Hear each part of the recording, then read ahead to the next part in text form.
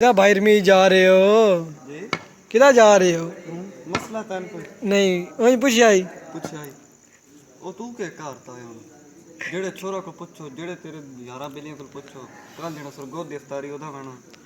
काम को बने ने पुत्राना तेरा पहल तो गल तू मैंने दस मैं उन छोरा छरंदा छड़ी आई हुन छोरा ते ओस तेरी दाव थोड़ी है ना अफ्तारी नहीं थोड़े जी हाँ। आखिरी रोज रहंदे नो सवाब दी नीयत वास्ते अफ्तारी कराऊगा ही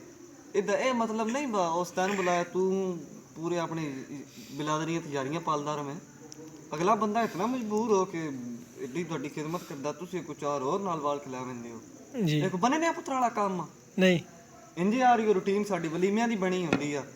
ਕਾੜ ਕੀ ਆ ਲਾਏ ਬੰਦਾ ਇੱਕ ਤੋਂ ਟਿਕ ਹੁੰਦੀ ਹੋਈ ਆ ਨਾਲ ਉਹ ਸਕੂਟਰ ਬਾਣ ਲੱਗਿਆ ਆ ਔਰ ਲੱਗੇ ਹੁੰਦੇ ਕਿਹੜਾ ਜਣਾ ਵਲੀਮਾ ਫਲਾਣੀ ਜਾਈ ਉਹ ਖਾਈਏ ਇਹ ਕੰਮ ਬਣੇ ਨੇ ਪੁੱਤਰ ਨਾਲ ਸਾਡੇ ਪਾਕਿਸਤਾਨੀਆਂ ਦਾ ਕੋਈ ਨਹੀਂ ਠੀਕ ਆ ਬੰਦੇ ਦੀ ਦਾਵਤ ਹੁੰਦੀ ਆ ਤੇ ਲਾਗ 3-3 4-4 ਬੰਦੇ ਨਾ उस टाइम पता ही जिस टाइम रोटी छोड़ हाँ कोई याद देना पैसे जे देने नो दो लगे मैंने कवाल खा ली सा पैसे पूरे कर रही सा बस रोटी घट वेने तो बात पछताउंदे ना उस टाइम पता ही ना बात फोन करदा उन्हां नो रोटी 50 रोटियां और लई होवे बंदे थोड़ गए नो